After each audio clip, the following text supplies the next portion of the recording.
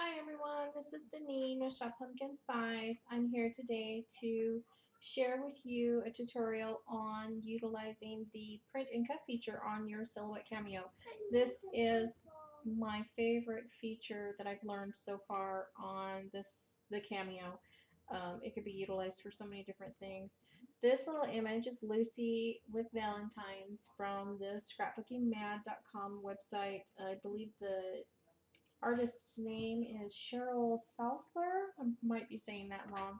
She's very popular on that site. I just love the little Lucy character, and I'm sure you've actually seen her on our website and our blog. We use her as part of our logo for pumpkin. This represents pumpkin, which you will hear in the background because she loves to craft with me. So I am going to show you how to make some Lucy's. See a page Lucy's are here? really cute. This part I can think. They might be on TV shows. You don't know. Okay. Alright, so as we all know, you can go to Silhouette and you can purchase lots of print and cut images from them, and they are adorable. Some of our favorites are the moose character. I can't get enough of this little guy. Yeah, I forget who the artist is of all these little ones here in this princess, but they are super cute. Okay, so what I like to do though is, like I said, I've purchased lots of clip art and graphic images from various places, and I want to make some Valentines with Lucy. So I'm going to open her image in Silhouette Studio Design. Here's all of the little Valentine images. We're going to go ahead and stick with the confection heart one. And here she is. Isn't she adorable? Okay, so we're going to do two things here.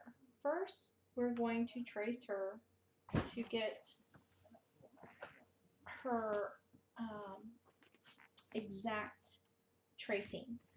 That we utilize the trace area feature. So it's going to ask you to select your trace area. You go up here, make sure every bit of her is in a box. And, maybe she's filling the page up depending on how big your graphic is. Just make sure every little piece of what you want in there is going to fit inside that trace box. Unclick your high pass filter. Then come down here to threshold and take it as far over as it needs to be in order to make sure everything is yellow. Because we're tracing the outside edge, you do not need to worry about some of these interior things as long as you see a solid line going all the way around. I'm actually going to bring this down a little bit because I want her curls to be more apparent than what they are at 100%. So I think 95 is a real good, might even be able to go to 94 there. We'll give it a try. Trial and error. You know what? It can always be deleted and redone. So let's go ahead and trace her outer edge. And there she is. Cute as can be. Cute And and if you cute. take her out, see it shows all of her little curls still. This is part of her bow. So it didn't diminish the appearance of her curls. However, I want a border around her. So what I'm going to do next is move her out of the trace image. Click on the trace image. Go over here to offset. Click offset. See? Simple as pie, right? And then you can bring that down. I know, yeah. There we go. Just going really slow, I guess. Okay. Come on. Usually I like it at 12, but I think this one looks a little bit better even less because the curls don't necessarily show up at 12. So let's take it to, what is that, 10.5. So see, you can still see the curves with her curls. I was doing it even as low as 7. Let's just do one more. There we go. We're going to hit apply. Perfect. So now we're going to put Lucy back in her trace. I'm going to blow this up to make sure I have her actually square in there. I shouldn't say square, but perfectly fit in there. Make sure all the lines are where they're supposed to be. Because what we're trying to do here is get rid of this white void space. And the only way to do that, well, at least I shouldn't say the only way. There might be more ways than this. I mean, this is just the one I'm aware of. We're going to select it. We're going to go up here to Object, Modify, and Crop. There we go. See, that eliminated all of that void white space. And now I can put her right over here into that offset area. But before you do that, depending on what color you want this border to be, personally, I can leave it just like that because I'm going to print on white paper. But Pumpkin wants it various colors. And she keeps yelling purple and pink. We did Lucy with purple, and now we're going to do her with pink. So we're going to take her out of there, select her offset, go up here to fill. I'm going to pick up this pink here because it's a little bit closer to her confection heart. And then select on the image. I know, it's pretty, isn't it? We're going to select bring to front so that she stays on top of that pink color. I picked that pink color because it was pink and purple mixed up. That looks pretty good. Sometimes it's easier just to utilize your cursor buttons on your keyboard. It is, isn't it? So there you go. Now let's group them so that they stay together. Group. Like a group of 10. Like a group of 10, but it's a group of Lucy. So So now we're going to go up here also. a group of Pinkies would be like Excuse me, we are going to change her size so that she fits very nicely on the card. An A2 card, I should say. Always select your lock aspect ratio. Well, you don't have to always, but you are going to come up with a very Picasso looking piece if you don't, because they will not necessarily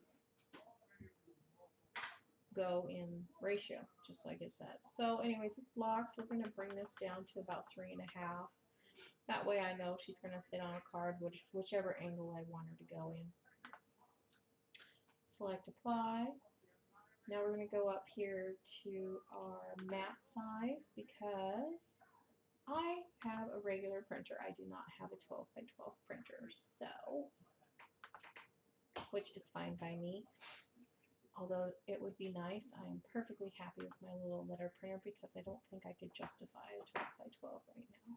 You can't make some stuff because you And what was the next thing I was doing? Oh, the most important thing.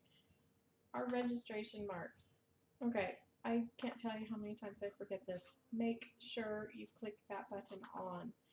If that's not on, it's going to print for you, but you're not going to be able to cut. I also bring down the registration mark size just because more will fit on the page. Your images have to be within this red outer square, otherwise they won't cut and print. And then you can go up here to this nice little swirly flower. It's called the replicate window, and you can just fill your page. Sometimes this works for me and I get 4, sometimes I get 2. Perfect. So see, that particular size worked out great for me. So now I am going to She accidentally got 4 next time she made the purple. So now I'm going to print this, and you simply just go up here to your print icon, select the printer you want it to go to, and print. It's really just that simple. And after it prints, you're going to see on your page, you're going to see these registration marks. You don't have to worry about them. The Cameo reads them. You put this on your Cameo or on your cutting mat just as you would any other piece of paper. Make sure you line it up properly with the edges, because with the registration marks, the Cameo will sometimes tell you that it cannot cut because it's not reading them squarely. but it's just a matter of putting the paper on there properly the first time. I've learned that the hard way. And then once you print it out, it's ready to be put through your Cameo. Your Cameo is going to read these registration marks up here, and it's going to cut just perfectly where you see red lines. And you're going to end up with an adorable little Lucy like her. Isn't she cute? Sorry, the camera keeps thinking it doesn't need the light. Anyways, I hope that you've enjoyed this today and that you come back for more tutorials. This is one of the first tutorials I've ever done, so please forgive me for my ifs, ands, buts, sneezings, and ahms. I will get better. Thank you so much for taking the time out today to join us. Happy crafting.